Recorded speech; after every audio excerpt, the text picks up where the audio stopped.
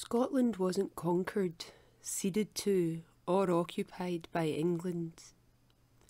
As taken from the Dublin Weekly Nation, dated Saturday the 23rd of July, 1853.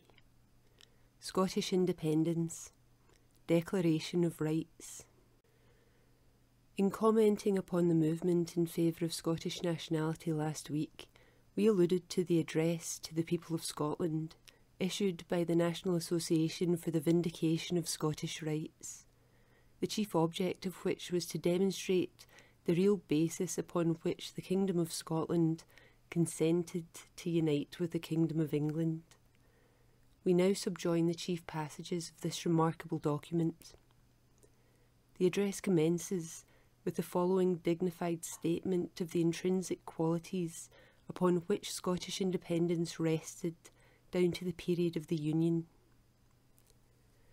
We may assume, and certainly not unfairly, that Scotland, down to the period of her union with England, did her duty in maintaining her national independence and her national institutions.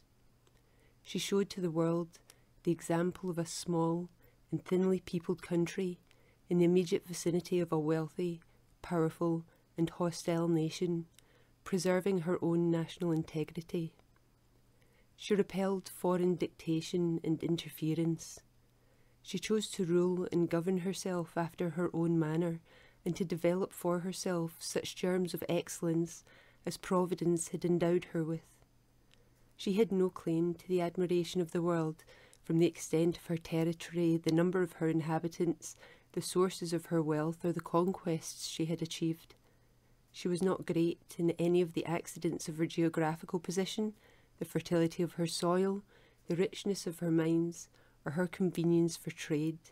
In none of these had she any advantage. On the contrary, she was a wild and comparatively poor country. Yet was she a noble country, fearless at home, respected abroad, renowned wherever intellect or valour were held in estimation. The universities of Europe were advancing a knowledge under Scottish professors, while the Scottish soldier was seen foremost in every hard-won field. Nature had sparingly accorded her a subsistence in return for honest and incessant toil, yet nature had endowed her with men who stood in the presence of the great world and gave place to none. She had appeared since the downfall of the Roman Empire. She had succumbed to none, been conquered by none, enslaved by none. England, that had seen the fields of Agincourt and of Crécy in France, that could march at one time from the Tweed to the Pyrenees, had found in Scotland Bannockburn. Scotland, so long as she trusted herself, governed herself, acted for herself and developed her own resources, was a nation full of life and energy and enterprise. Rough and unmanageable, it is true, but endowed with a vigorous manhood that forced its way through a world of difficulties and achieved great ends, because it chose its own path and pursued its own career. Reminiscences like these naturally suggest the beneficial influence of native rule and native rulers, not merely in a theoretical point of view, but as a plain matter of fact. Our Celtic kinsmen assert this proposition very emphatically.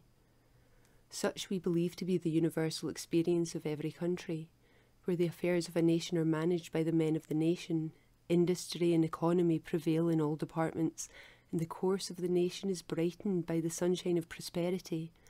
But where the affairs of one nation are managed by the men of another, or by a party within the nation itself, separated from the commonweal, and isolated from the general pulsation of good and evil, by a party who neither thrive with national prosperity, nor suffer with national disaster, then it is the nation neglected or misruled, turned into an instrument of profit or ambition. Patriotism is unknown, and a treacherous and mechanical policy is substituted for a fostering and righteous rule. There may indeed be a union between the two countries without endangering the independence of either, admits the address, but this union must not lapse into a domination.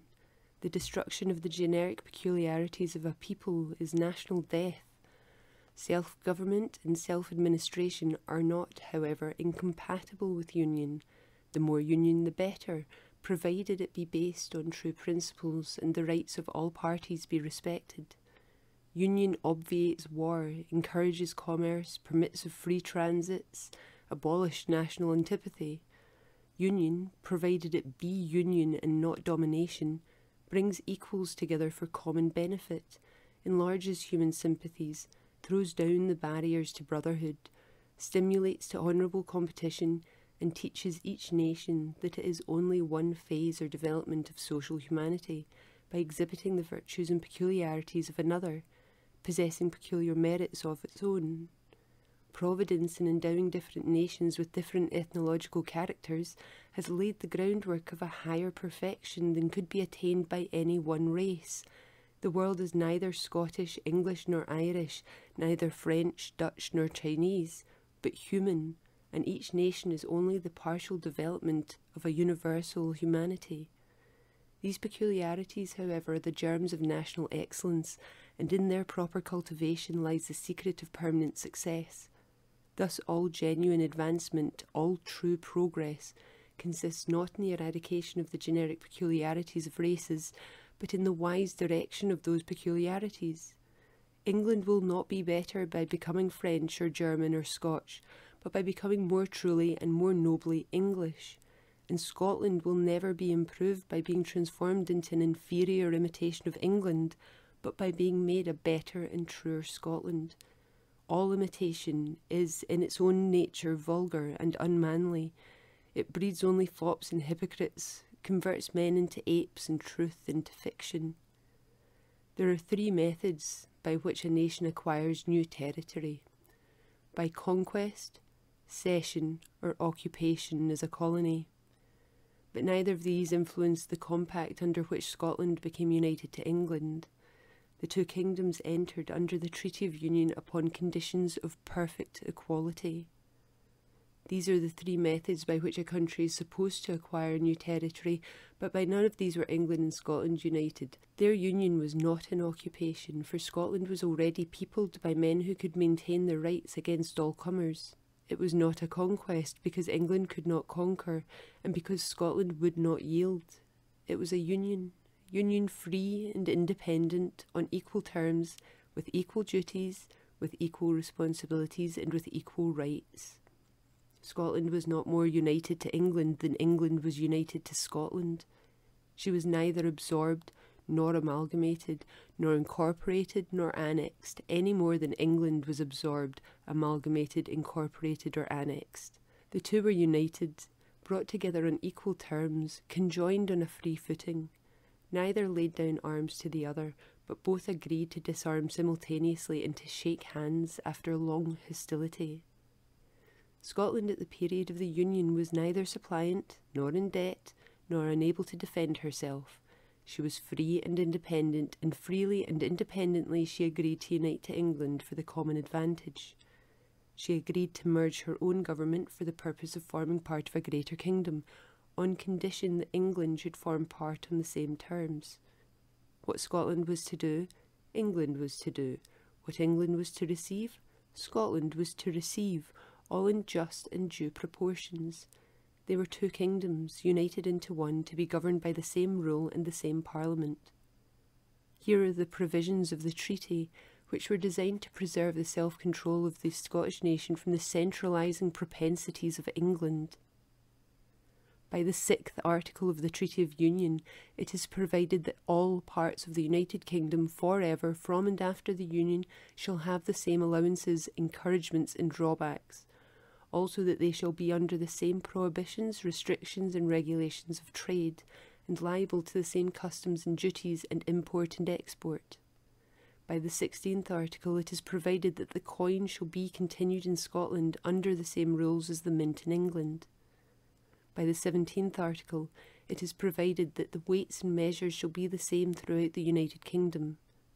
By the 18th article, it is provided that the laws concerning regulation, trade, customs, and such excises to which Scotland is by virtue of this treaty to be liable, be the same in Scotland, from and after the Union as in England, and that all other laws in use within the Kingdom of Scotland do, after the Union, and notwithstanding thereof, remain in the same force as before. except such as are contrary to the treaty, but alterable by the Parliament of Great Britain, with this difference between the laws concerning public right, polity, and civil government, and those which concern private right, that the laws which concern public right, polity, and civil government may be made the same throughout the whole United Kingdom, but that no alteration may be made in laws which concern private right, except for evident utility of the subjects within Scotland.